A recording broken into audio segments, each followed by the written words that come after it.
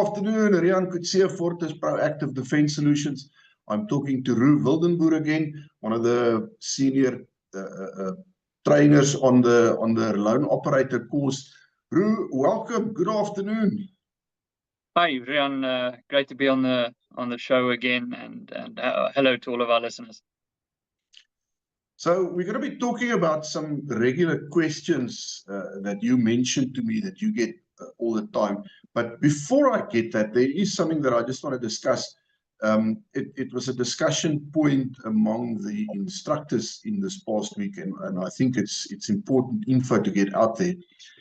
When it comes to the loan operator courses, the training courses, you've got your loan operator program, which is a 12-month commitment, but then there are also various freestanding courses that are not part of the loan operator 12-month commitment. Basic handgun stuff, shotgun stuff, etc. And the big difference here is that it's not a standalone. When we talk standalone, it's not a one Saturday course. It's usually 3, maybe sometimes 4 Saturdays in following, consecutive months. And indeed, yeah, so it's again a little bit more of a commitment than just one single course day. That's right. And pretty much all the time, you guys do the first of those modules as a very, very basic module, almost an intro type of thing, yes, so that you guys can judge for yourself, what the student is capable of. Because obviously you don't only get rookies on the range, or people who are just learning to shoot. You get people who can shoot and who've done some training. What is the reason why you guys firstly insist on starting at that, I want to call it a baseline every time? I think from our side and from the instructor's perspective, we have no idea what the distribution of skill level is in a group that's standing in front of us. So as you say, you get someone who collected their handgun from the gun shop last week, right? And then they're standing on the range in front of you, and they have maybe fired 50 shots with their handgun or with any handgun in their life. Then you get shooters that entered the course because they want to get something more out of it. They are actually looking to learn some more advanced skills and be put under some more pressure. But those two people are standing in the same group in front of you, and you have no idea who that is, because you get this typical thing, especially in men, unfortunately, where they overestimate their skill tremendously. So they feel that because, purely by virtue of having a firearm now for the past couple of years and being a male, they can shoot. Many of them have some shooting experience, ex-police, ex-military experience, but from 20 or 30 years ago. And what we know from shooting is that it is, in fact, a perishable skill. So that shooter may be under the false impression of how good his skill level is. So for us, it's really a safety thing. First and foremost is we don't know the level of experience of the shooters in front of us and how familiar they are with range commands, with range safety rules, with things like with the concept of a safe direction. The only safe direction on a shooting range is towards the target. It's not down into the floor. It's not up into the air. But due to many misconceptions, Hollywood plays a massive role, watching movies, watching series where people point guns downwards in situations where on a range that isn't a safe thing to do. And we need to first calmly and slowly educate, especially the inexperienced shooters, but also the shooters who have some experience, but who may have actually just forgotten all about it, and they need to just get back on the horse again. So it's really a safety thing. So the first module is basic. We cover range safety in detail, and then we do go over the workings of a firearm. Many new firearm buyers actually have no idea what the workings of a firearm is, how the thing mechanically is put together, and how it functions. I know people do the proficiency training, but often that is so rushed and glanced over, and people see this as just a tick box that they need to tick. So very little of what is actually in that little book is absorbed and internalized by the person. They're now in exam mode, they're in school mode, they need to learn X, Y, and Z fact and write down that fact verbatim. But when you ask them outside of that classroom, listen, okay, so tell me in your own words, what does the hammer do on a gun? Then they completely at a loss for words. So just going over that in a different environment than that you get in the proficiency training, where they have to pass a certain test. Often that sort of lets the penny drop for them in terms of what is a hammer, what is a slide lock, what is a barrel, how does the thing work, what is the slide, and why does it function the way it does. So that's very valuable. And then a little bit of accurate shooting, precision shooting, trying to get the fundamentals under control. We work through the 7 fundamentals, and we try and get the shooters on the line to be comfortable with shooting a very small grouping, even at a target that's relatively close, just to get them familiar with the gun, familiar with or re-familiarize them with how it feels to shoot, what the range environment is. And then from there, if everyone is happy and satisfied with the contents of that day, then you've got a group of people that have a very firm basis for moving forward and advancing. I think much faster than they would normally do. I think what we try and avoid is what many other service providers in the industry unfortunately do, is that they open up a relatively advanced level course to everyone, even though those people may have only received their firearms the week before. Now you put a completely novice shooter, a beginner shooter, in an environment where they are being asked to do very advanced exercises, advanced drills, moving mag changes, things they are completely not familiar with or comfortable with. And there's 2 problems with that. The one is you run into safety problems, because you are trying to advance through that day so fast, you actually just glance over what proper safety, range safety procedures are. And the second thing is that beginner shooter actually doesn't get the value for money out of that day that perhaps a more advanced shooter is getting. So you are missing half of your audience with what you are trying to do. And that's not good. The advanced shooter, they've been training for long, they appreciate and internalize, and they can actually get value out of these advanced things that are being taught. But the beginner shooter, they often get so frazzled by the whole thing that they actually don't enter another course, or they don't want to keep on shooting. It's just too overwhelming. So that's why.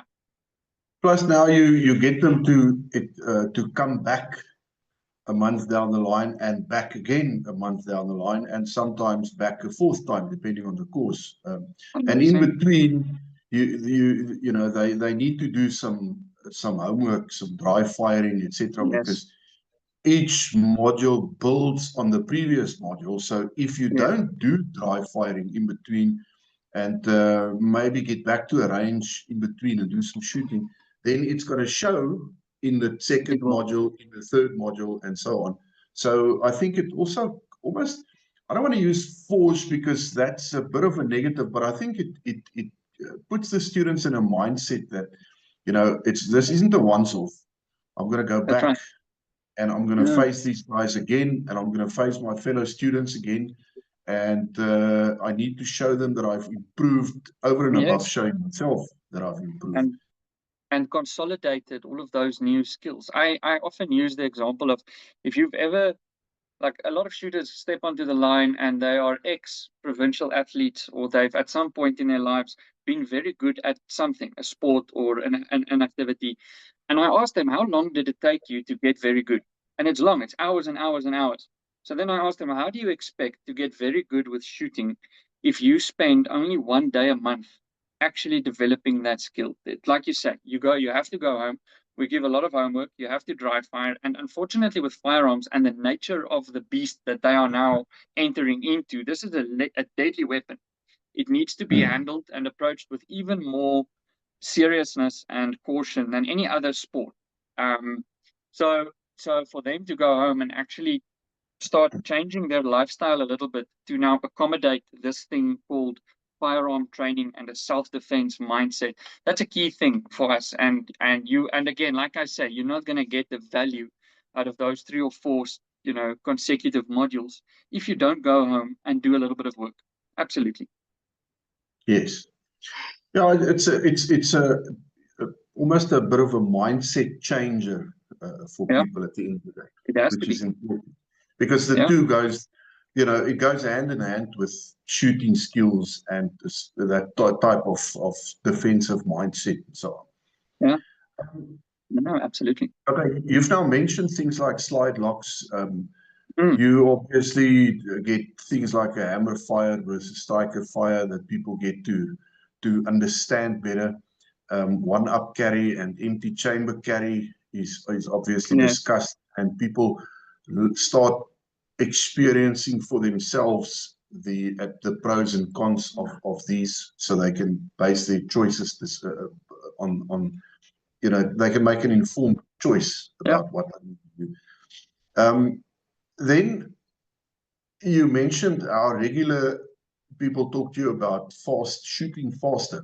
Everybody wants to shoot Yes. fast because all the videos that you see on YouTube and on Facebook and so on are about guys shooting really fast because there are some Yeah. guys out there who are they can really. I'm thinking They Jerry, can. what's his name? Jerry Michelak, McCulloch, yeah. Michelak.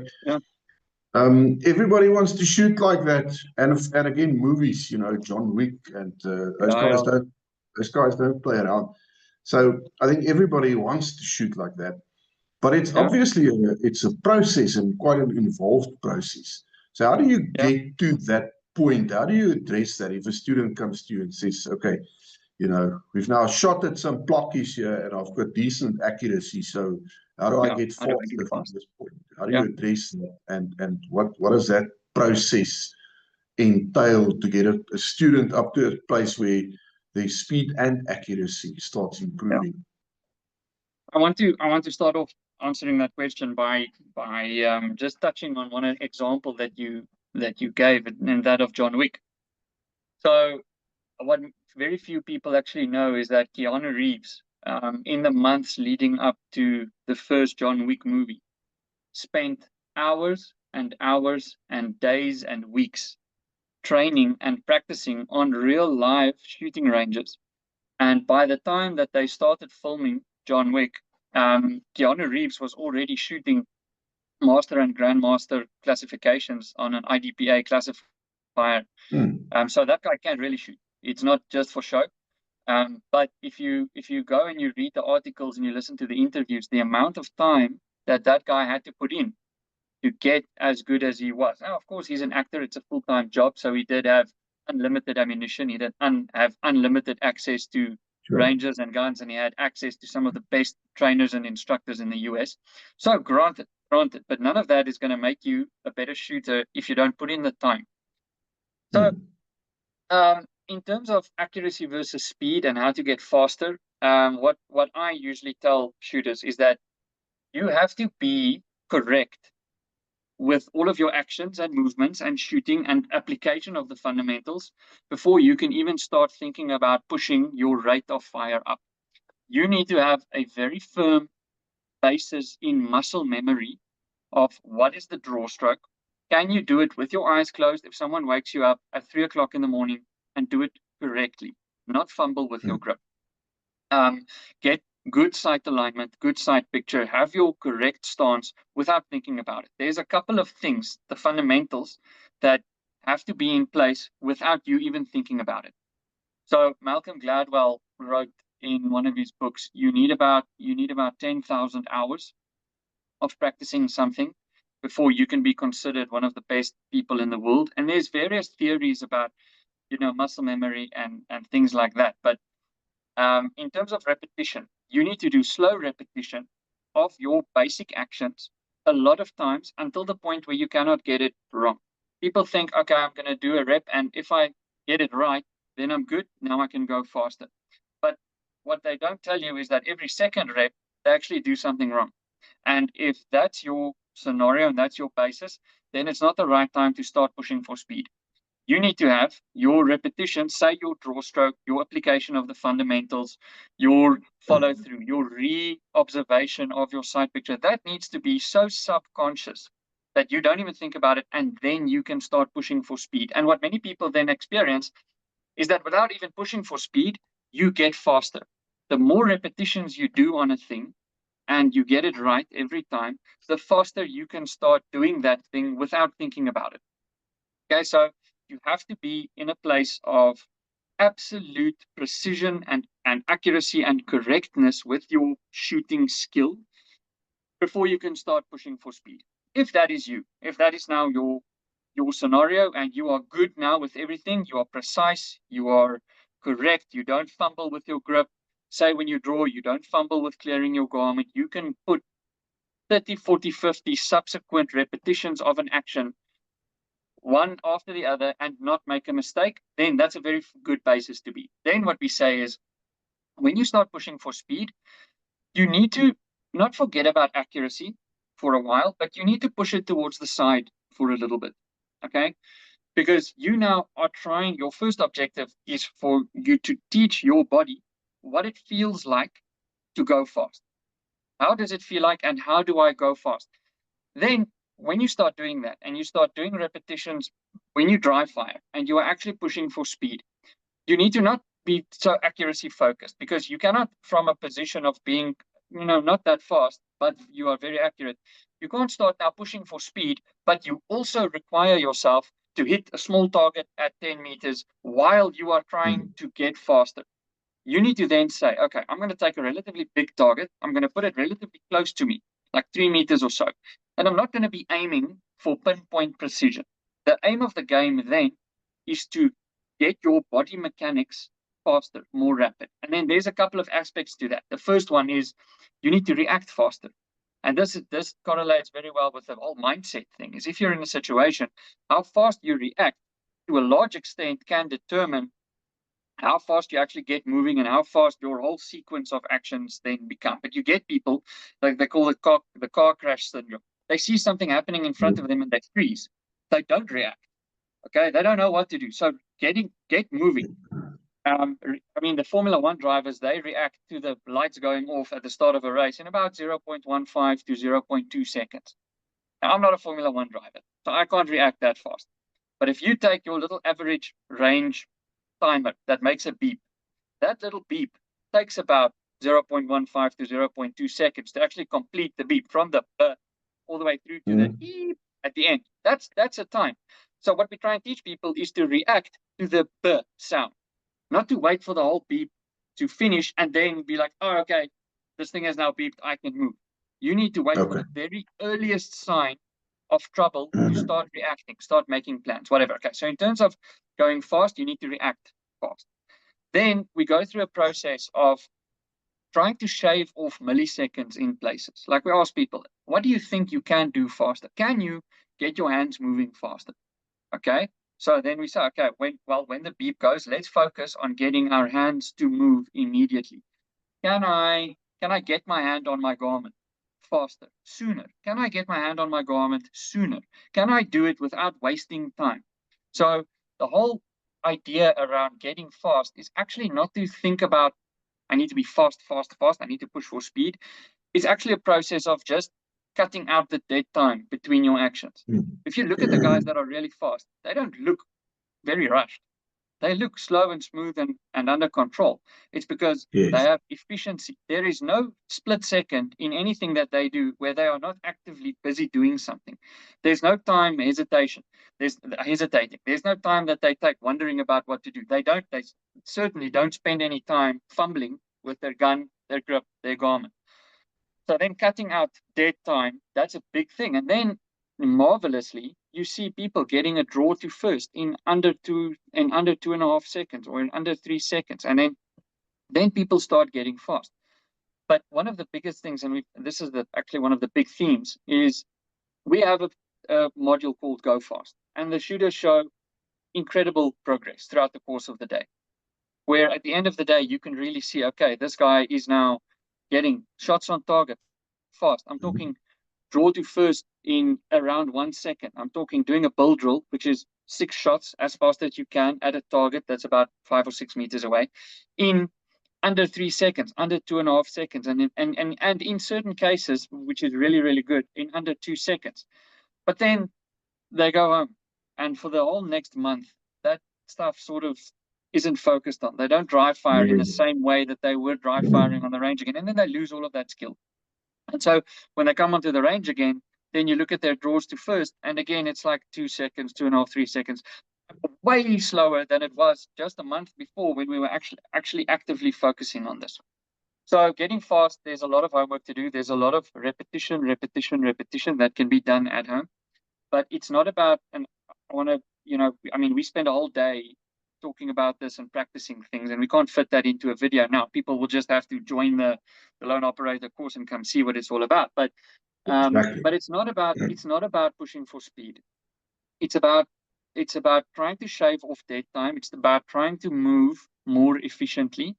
And at the end of the day, a lot of the fast shooting that you see on social media is not done in the context of a self-defense scenario.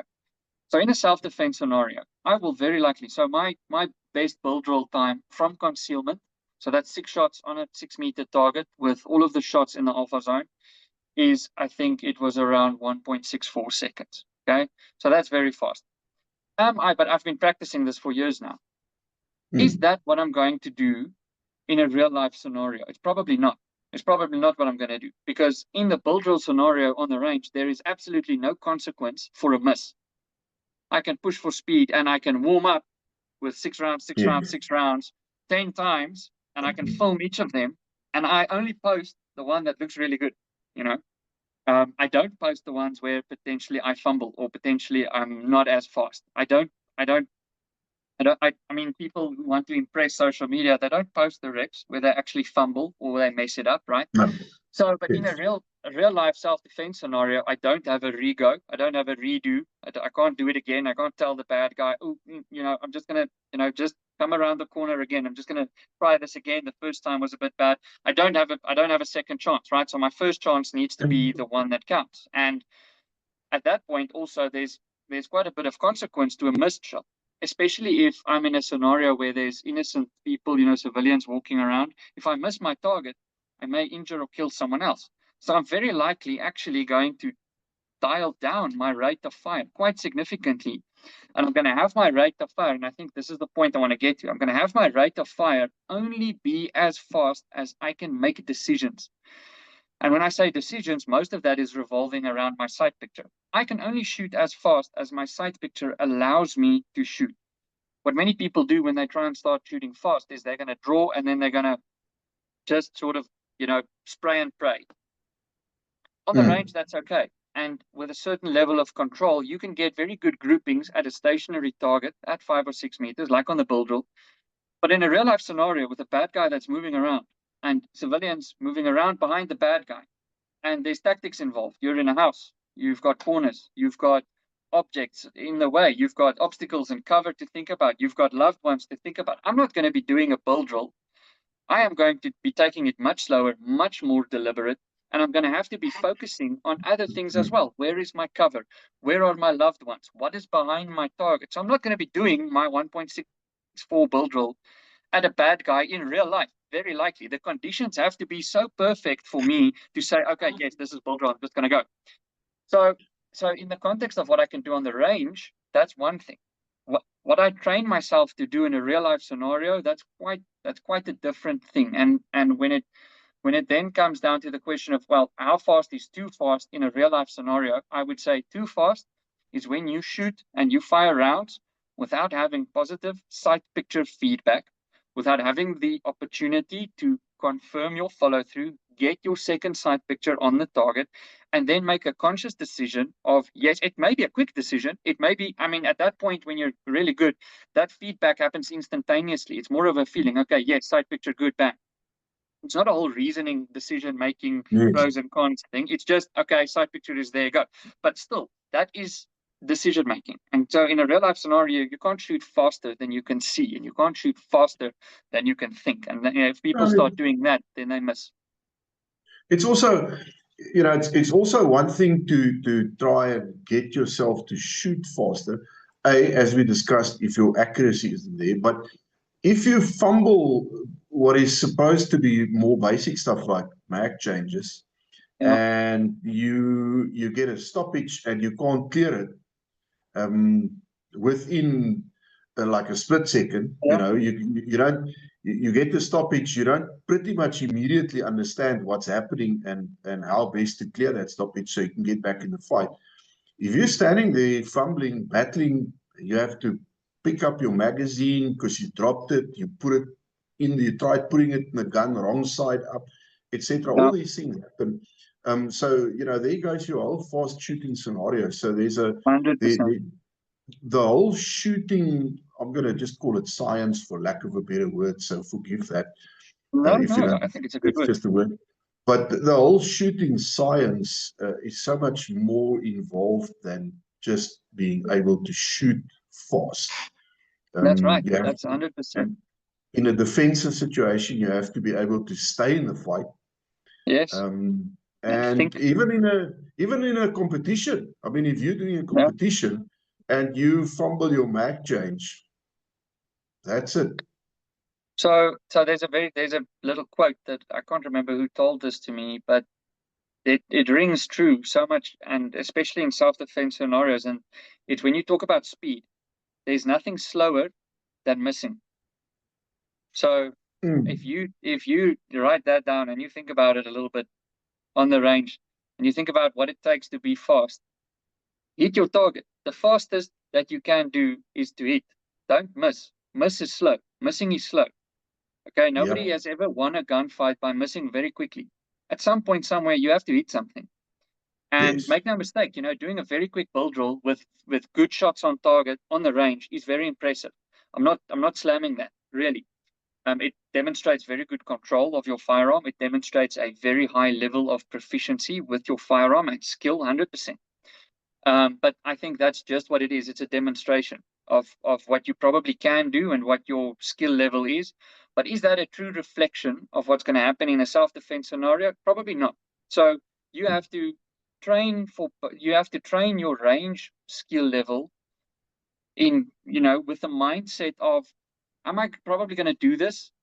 And in what scenario will this be appropriate for me to do?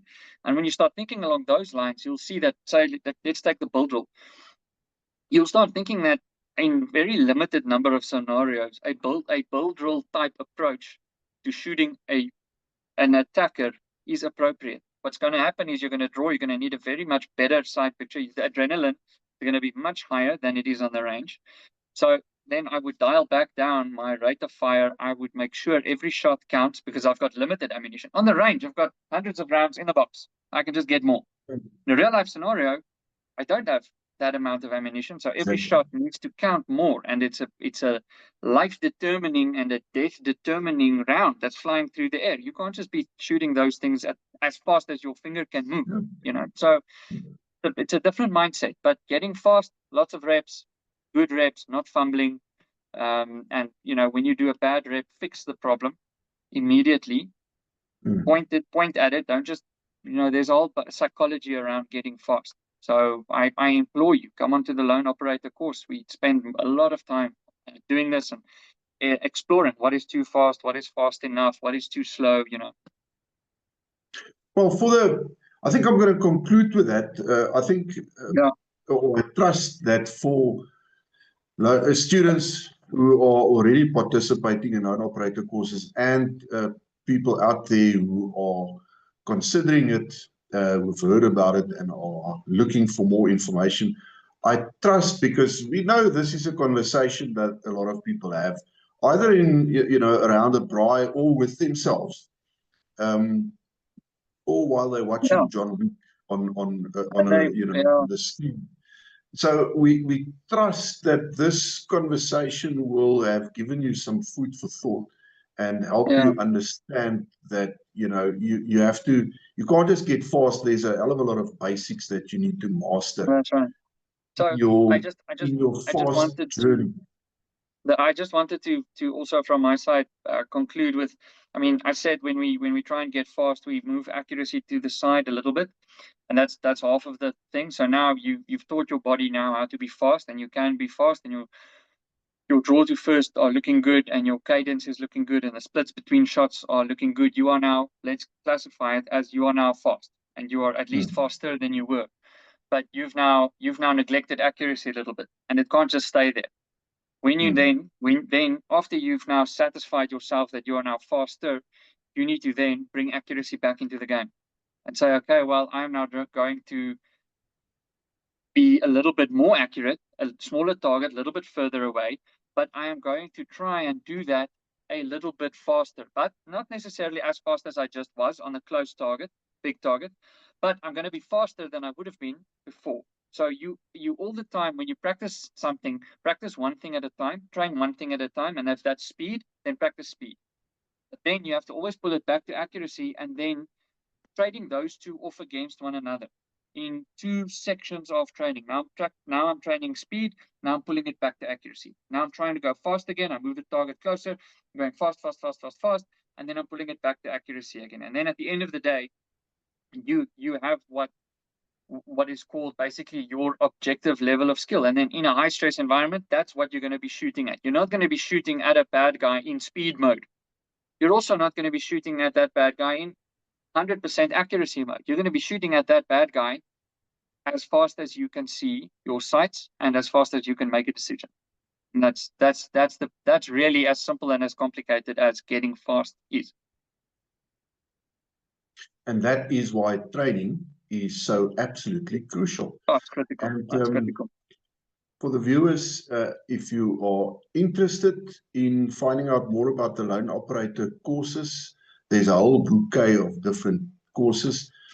There's a link in the description below. Do go check it out, and we look forward to meeting you on a range one of these days.